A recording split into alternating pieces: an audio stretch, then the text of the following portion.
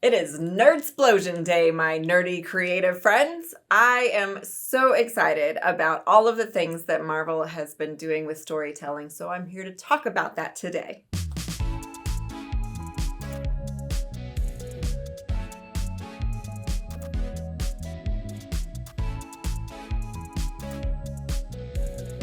Welcome to Allie on Life, where I believe that every life is a beautiful story, and I want to help you tell yours.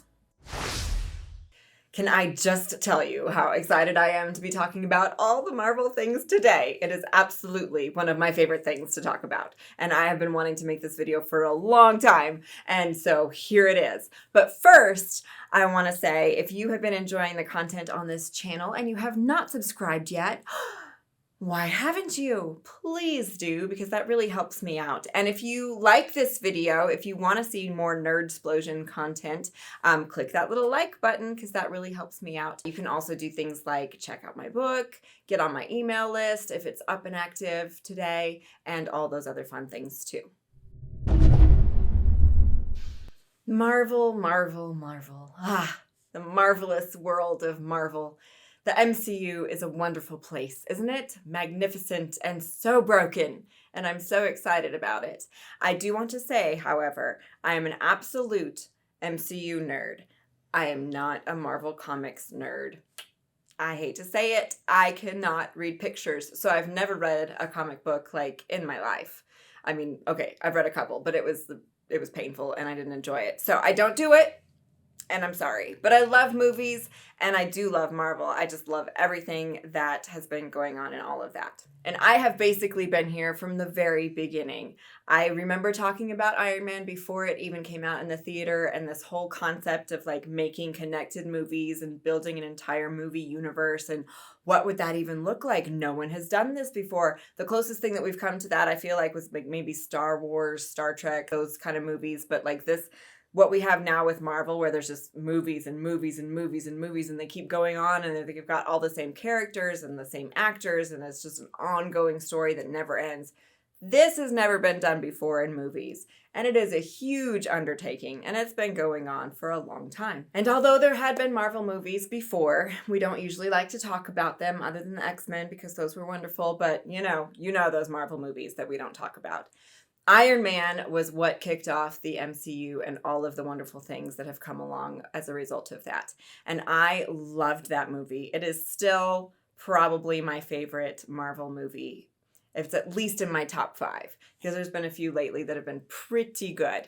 But Iron Man is just a wonderful story. I love the arc. I love the character. I love the way that he changes and grows throughout that movie, and then also throughout all of the MCU through Endgame.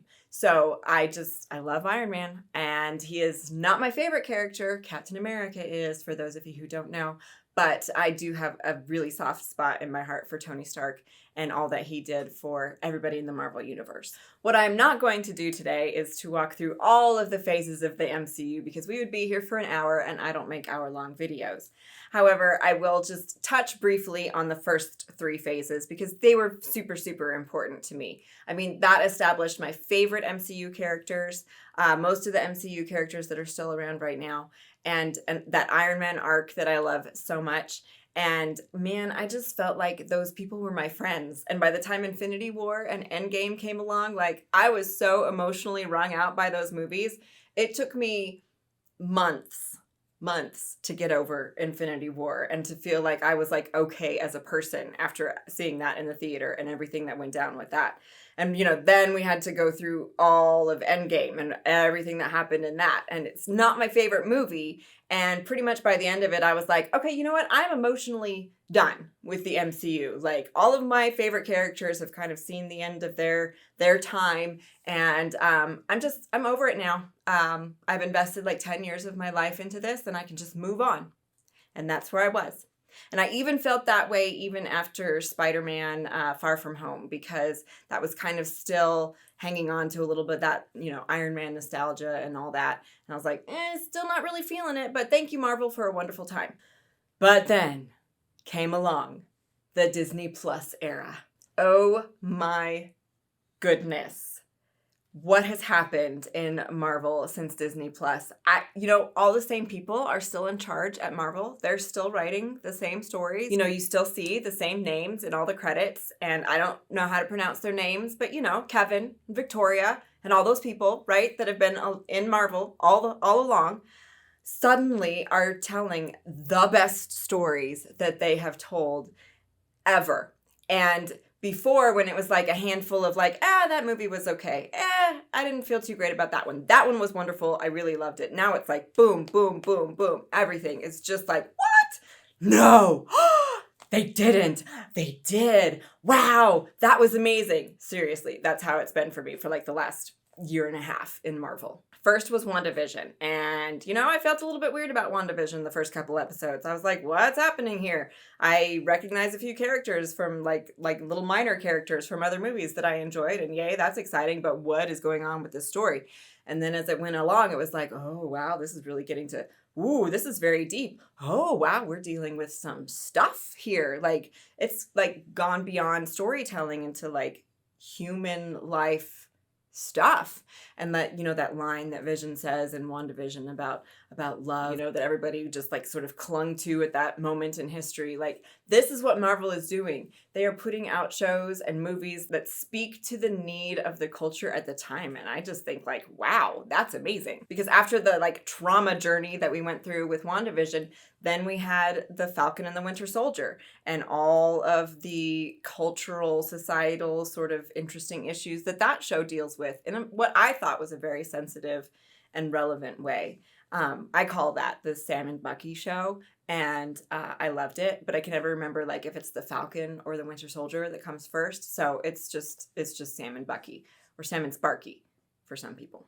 I did have some hesitation with the Sam and Bucky show because, we're replacing my favorite character in the MCU. I love Captain America more than anybody else. Always have, always will, period. End of story. However, like the way that they did that, and like that question of who's going to come along, who's going to fill that void, decisions were made that were pretty terrible, and then characters had to like wrestle with themselves about what they were going to do about the situation. And I just thought that was a really good look at sort of succession and how sometimes it doesn't always happen the way that we plan for it to, but it tends to happen the way that it needs to. And definitely the way that show concludes, I feel like was the way that it needed to. There were some moments in there where there is some desecration of some very important Captain America things that I was not okay with. But if you can get past episode 4 and get on to episode 5 and 6, they're really worth watching. Loki came next, and Loki was the show that everybody was looking forward to with Disney Plus, and it did not disappoint, in my opinion. I've always loved Loki as a villain because he's kind of fun. It's like, is he really a villain? Is he not? What's his deal? And in Loki, the show, we kind of really get into a lot of that. Like, what is his deal? Oh, that's his deal. And he just wrestles with like, who am I and what do I want in the world? And I loved that he did that. I loved how they did that in that show. And the journey that character went on from being like, oh, he's like the worst villain, to like, wow, he could potentially be the best hero in the MCU. He's not. Somebody else is. I'll get to him later. But like, oh my goodness, I loved that show. The Black Widow movie gets an honorable mention in here, and I do have to talk about it because I'm very unhappy with it. It wasn't the best movie. It wasn't in line with all this wonderful storytelling that Marvel's been doing, and I really think it's just because it was the wrong movie at the wrong time. It should have come out in the timeline when it, supposedly happened right after Civil War. It would have made a lot more sense for that movie to come out then, and for various reasons that I don't even know all of them, it didn't happen that way, and it didn't work for me. And it's too bad because there were some good aspects to it that I enjoyed. I thought it made a very strong point for don't victimize women and don't assume that they're weak. And so in that, I thought it was a good movie that made a good point, but it just was the wrong time. Then we had What If? And honestly, I might be getting some of these in the wrong order, but I think it's okay because they may or may not actually be in MCU timeline order, so it's fine. MCU timeline order. That's a funny joke these days, because the timeline's broken, the universe is broken, everything's made up, and the points don't matter. You know how it is. So part of that whole thing was what if? And I was like, that's kind of an interesting concept, animated show that just investigates what might have happened in other universes if characters had made other decisions. It won't be relevant in any way to anything that's happening in the actual real MCU. Wow. I was wrong and totally blown away. And, I thought that each of the episodes were like their own little story and completely unconnected to each other. That is not true. If you have seen that show, if you haven't, I guess that's kind of a spoiler, but it's really not. Just like be prepared for the fact that this is a larger story and it's wonderful and I loved it. I absolutely loved the concept of the Watcher as like this narrator who's like not involved, but he sees everything and he's telling all these stories.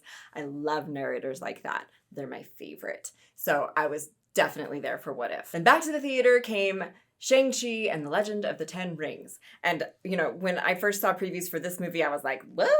What is that? I've never heard of that. Marvel, what are you doing here? I really don't even care about that movie, but it's Marvel, so I'll go see it. Oh my goodness. I loved it so much. You guys, there's a dragon. That's really all I have to say about it. But also, it was a fun story. It's like a weird story because there's some funky transitions from sort of one universe, maybe a sort of different universe. And I loved Chinese Narnia. I thought that was fantastic and everything that went along with that. Also, thank you, Marvel, for giving us the gift of Ben Kingsley as Trevor Slattery again. Thank you. That's all I have to say. I had very similar feelings about the Eternals as I did to Shang-Chi because I thought, I don't know who these people are. I don't care about them. There's a crap ton of them all in one movie. And how are you possibly going to do that, Marvel, and make us care? And yet somehow they did. And how did they do it, you ask? Well, I'll tell you. They told a love story in Marvel. Marvel, who is terrible at love stories, so bad at love stories.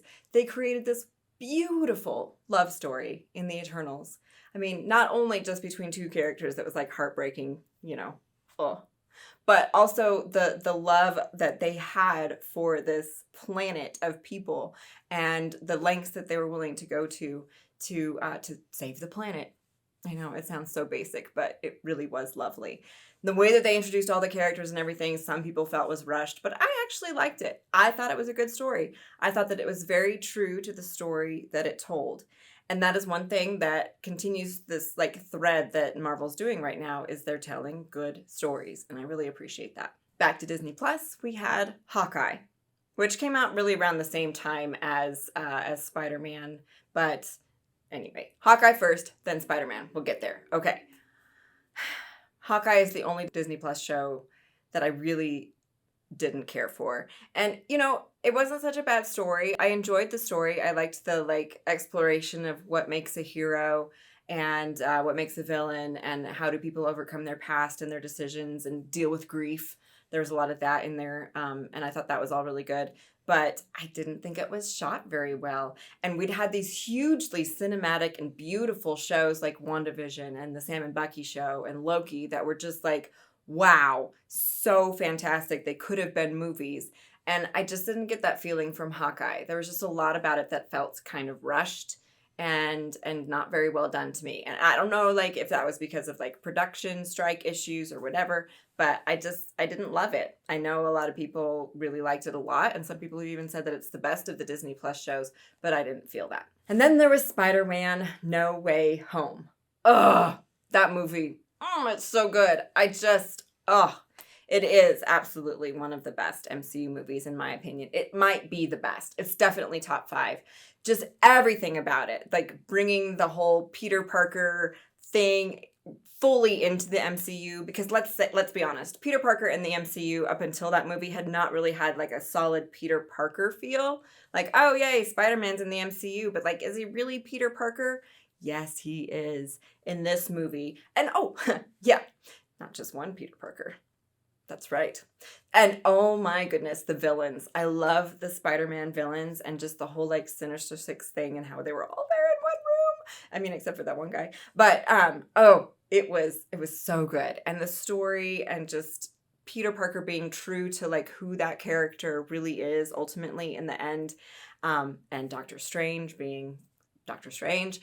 I thought it was fantastic. I thought it was beautifully well done. And oh my goodness, so much fun. Again, Marvel bringing all these characters in, but you kind of knew who they were already. And so it was kind of fun just exploring a little bit more of those characters and what would happen if they are all in one room and how poor Peter Parker ×3 would do that. So it was really great.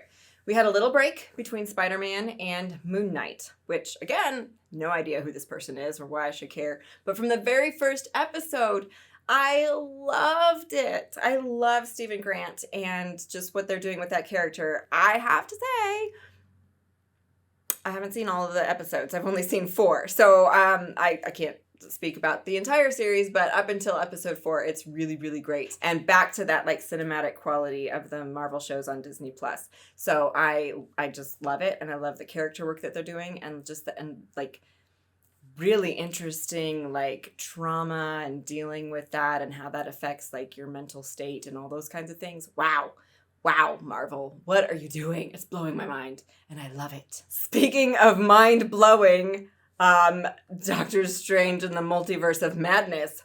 Wow, that is a wild ride. And it was totally what I was expecting, but also nothing that I was expecting, because that movie is nothing like the previews. Nothing. All of the parts of the previews are in the movie, but it is not the story that the previews suggested that it was telling. It is a very different story, and I loved it. I'm just gonna say that I thought the villain was one of my favorite villains of all time.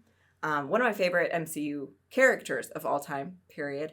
And I thought that just the character journey that the villain went through and the character journey that Doctor Strange went through in the course of that movie, both of those were just so heartbreaking and real and wonderful. And again, thank you, Marvel, for the gifts that you are giving us. It also has one of the most romantic lines that I have ever heard in a movie. And it could have been so cheesy, and it was delivered so beautifully. Benedict Cumberbatch, well done. Well done. Well done. I expected that movie to be completely horrifying, and that it would really, really mess me up, because kind of the first Doctor Strange really did. And for some reason it didn't. I've heard from a lot of people, on the internet and stuff, that it was like, whoa, my brain exploded. And I didn't really feel that way. I was just so caught up in the actual story that it was telling that I guess I was just there for it. All of that to say, I am 100% emotionally involved in the MCU once again, and so excited about what is to come, because they just keep living up to their promises in ways that I have not expected, and I just love it. And like I said earlier, the lines are made up and the points don't matter, because everything's broken and they can literally do whatever they want to, and it all just sort of ties in some bizarre, strange way. And wow, good for you, Marvel, for figuring out how to do that and just still keeping us engaged. So that is my nerdsplosion about Marvel. Are you an MCU geek too? Because I would love to talk to you about all of the Marvel things. Please avoid spoilers in the comments, because I hate spoilers. And as you may have noticed, I do not give very many of them away in this video. I would like to continue to keep that the case. But yes, I love talking about Marvel more than almost anything, except for like Jesus and food. Those are always the things that I could just talk about forever and ever and ever. Don't forget to get on my email list and keep up with me and get all the goodies. I've got a Facebook group for writers that you can join. I'll put that link in the description to this video. And that's all I have for today. So thank you for watching. Now get out there and tell your story, because someone needs to hear it.